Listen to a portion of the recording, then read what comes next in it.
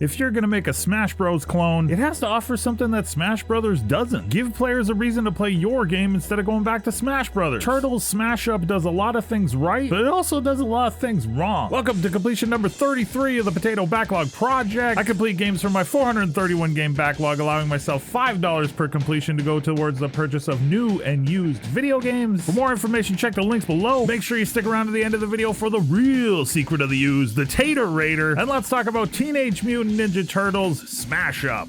Released in 2009 as Ubisoft's follow-up to their 2007 TMNT game, they shifted gears with this title and decided to go the route of a platform-style fighting game, a genre made popular by Nintendo's Smash Bros. Games. The main premise of the game has Splinter holding a tournament to help the Turtles practice and hone their skills. He invites Casey Jones and April to participate and also joins in on the action himself. This is what sets the starting roster of characters the players have to choose from. This was also my first disappointment in the game. The roster size itself. The game is designed to be replayed a ton to unlock further content, more fighters, arenas, costumes, art, etc. 7 fighters would have been an okay starting point if unlocking new fighters took less time. It also would have been nice to have the game let you know the requirements for all the unlocks, or at least hinted at what some of them might take. Reward pace for time played is important in these types of games to keep the players engaged and wanting to see what else there is to unlock. The grind for characters, as my son calls it. The final roster is only 14 characters, 16 if you count the rabbit alternatives, but it's still entirely too small for the franchise that it represents. There's a massive pool of interesting characters that developers could have pulled from to expand this roster. Not even jumping on the opportunity to have classics such as Bebop and Rocksteady, or any of the other classics from the first cartoon was such a big disappointment. But roster issues aside, the gameplay overall was pretty solid for a platform fighter. Playing with my son, we definitely noticed the similarities and mechanics borrowed from Smash Brothers, but movement felt fluid and fun, even with 4 characters on the screen at the same time. There are options to block, throw, wake up attack, air recovery, dodge, air dodge, heavy and light attacks, all the ingredients you need for a fun party fighter. One negative we did notice was the recovery on knockdown and sometimes hanging off the ledges was far too long. It slowed the pace down considerably and could lead to some pretty frustrating moments. The environments and maps to fight on were all pretty cool. The game had a slight focus on environmental interaction. There's a level where a giant crocodile comes out and eats you, an insanely frustrating train level that was just all sorts of broken. You could hit switches to uncouple the rail cars and then try to hit your opponent off at the same time. New York rooftops, a dojo that burned down as you fought. The variety was nice and there were more arenas available to unlock as well. Special items were also included in this game, some of them busted and overpowered, others more practical and balanced. Playing the arcade mode, I found the AI actually smart enough to bait and defend around the items. And playing multiplayer, the items definitely had the ability to sway the outcome of a match, depending on which item dropped. We ended up loving the chaotic moments both the environments and the items helped create. The camera in multiplayer left a lot to be desired. It needed more fine-tuning, especially on levels like the cruise ship. At times it just didn't know how to properly frame what was happening on the screen as the action got more and more hectic. This is kind of the story with this game though. Lots of great ideas, but all needing a little more refinement to lock into something really polished and special. There are a few different game modes available to play and choose from. Arcade mode where you can get a different ending for each character you take through. The comic style illustrations all look pretty cool, and the game itself actually came with a little comic book, which is also pretty cool. It's actually pretty detailed and a fun little story in there. You can also unlock alternative costumes for some of the fighters by going through and completing their arcade modes. There's a mission mode, practice mode, tournament mode, versus mode, and a minigame mode where you can replay the minigames that appear within the arcade mode. The biggest problem games like this will always face is they will be directly compared to Smash Brothers, which they should be. But if they do enough to stand out, there's a ton of fun that can be had with them, especially if it's one of your favorite franchises. Smash Up for me comes close to being pretty good. This would be a lot of fun in short bursts with family or friends in person, but the limited roster and unpolished camera hold us back from being something I would go back to consistently.